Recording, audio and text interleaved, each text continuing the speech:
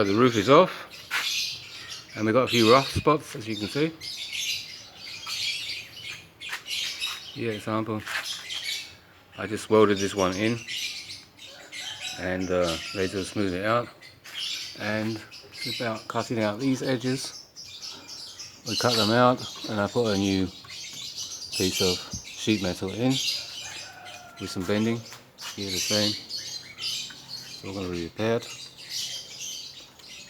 We cut and cut, maybe here also, clear the rust out and put a new plate in.